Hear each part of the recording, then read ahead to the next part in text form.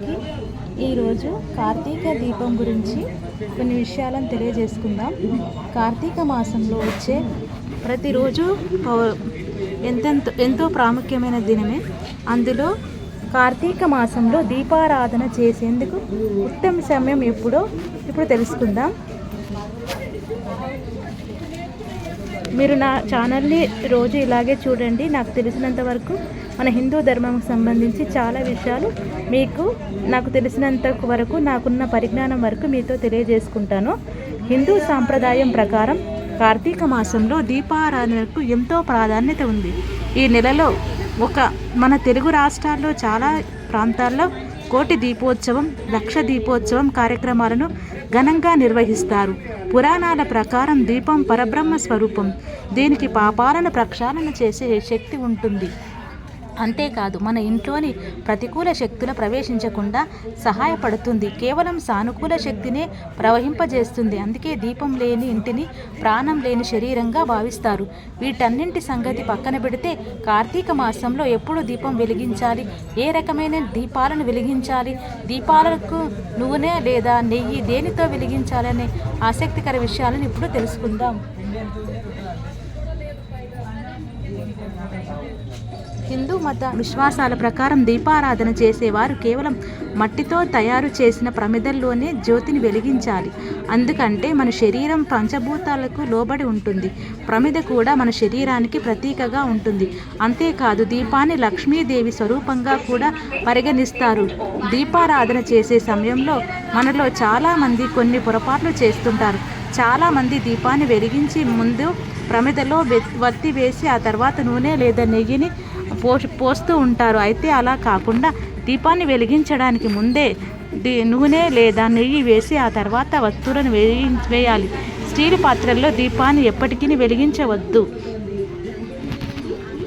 ముందుగా ఏకహారతి దీపాన్ని వెలిగించే సమయంలో అన్ని దీపాలను అగ్గిపుల్లతో వెలిగించకూడదు. ముందుగా ఒక దీపాన్ని వెలిగించి ఆ తర్వాత ఒక దీపం నుండి మరో దీపాన్ని వెలిగించాలి. ఏకహారతి ప్రత్యేకంగా ముందుగా వెలిగించాలి. ఉన్న జ్యోతి ద్వారానే అన్ని దీపాలను వెలిగించాలి. దీపాన్ని ఎవరు వెలిగించాలంటే దీపారాధనకు ఎక్కువ మహిళలే చేయాలని శాస్త్రాల్లో పేర్కొనబడింది. కందుల దీపాలను వెలిగించేవారు అందులో 5 వత్తులు ఉండేలా చూసుకోవాలి. ఇందులో ఒక్కో వత్తికి ఒక్కో అర్థం ఉంది. తొలి వత్తి భర్తకు తమ పిల్లల సంక్షేమం కోసం, రెండవ వత్తి కుటుంబ సభ్యుల క్షేమం కోసం, మూడవ వత్తి సోదరీమణుల క్షేమం కోసం, నాలుగవ వత్తి ధర్మానికి ప్రతీకగా, ఐదవ వత్తి తమ వంశ పురోగతికి ప్రతీకగా పరిగణిస్తారు. ఎన్ని వత్తులు ఉండాలంటే అయితే సాధారణంగా దీపాల్లో దీపారాధన చేసేవారు తప్పనిసరిగా 2 వత్తులు ఉండేలా చూసుకోవాలి. అంతేకాదు జిల్లేడు వత్తులతో దీపారాధన చేస్తే వినాయకుని అనుగ్రహం లభిస్తుంది. దుష్ట శక్తుల దారి నుండి విముక్తి లభిస్తుంది. పసుపు రంగు బట్టలను ధరించి దీపారాధన చేయడం వల్ల జ్వరం, ఉదర వ్యాధులు, కామెల్ రోగం నుంచి ఉపశమనం లభిస్తుంది.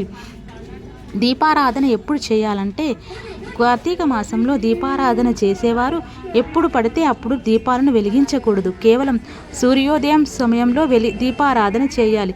ఆ తర్వాత సూర్యాస్తమయం తర్వాత అంటే సంధ్యావేళలో చీకటి పడ్డాక వెలిగిస్తే శుభ ఫలితాలు వస్తాయని పండితులు చెబుతున్నారు. అయితే మధ్యాహ్నం 12 గంటల నుండి సాయంత్రం 5 గంటల మధ్య పొరపాటున కూడా దీపారాధన చేయకూడదని.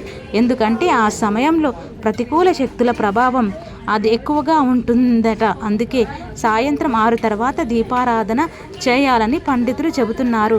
మనం ఎంత నిష్ఠతో చేశామన్నదే భగవంతుడు చూస్తాడు తప్ప ఎంత హంగు హార్పాటలతో చేశామన్నది కాదు. మనం చేసే పూజలో భక్తి ఒకటే ప్రధానం. భక్తి తర్వాతనే ఏదైనా.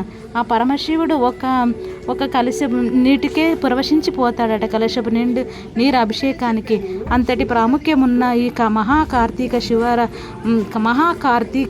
శివ అర్చన, శివారాధన ఎంతో పరమ పవిత్రమైనది. అట్లే విష్ణువాలయాల్లో కూడా శ్రీ మహావిష్ణువుని ధ్యానించి, పూజించి, అర్చించి తన జపనామాదులను జపించడం వలన సమస్త శుభాలను కలుగుతాయని ఆ శ్రీమన్నారాయణ్ణి, శ్రీ మహాలక్ష్మిని, శ్రీ గౌరిని ఇలా ఇట్లా మాసం మొత్తం పూజ అర్చనలు హోమాలు యాగాలు యజ్ఞ యాగాదులు జరిపిస్తూ ఉంటారో వారితో పాటు వారి వంశము వారి సమాజము ఈ సమాజం అంతా ఎంతో అభివృద్ధి చెందుతుందని చాలా పురాణాల్లో చెప్పబడింది. నాకు ఉన్న పరిజ్ఞానం వరకు, నాకు తెలిసిన పరిజ్ఞానం వరకు నేను మీతో షేర్ చేసుకుంటున్నాను. నా వీడియోని ఇలాగే లైక్ చేస్తూ ఉండండి, చూస్తూ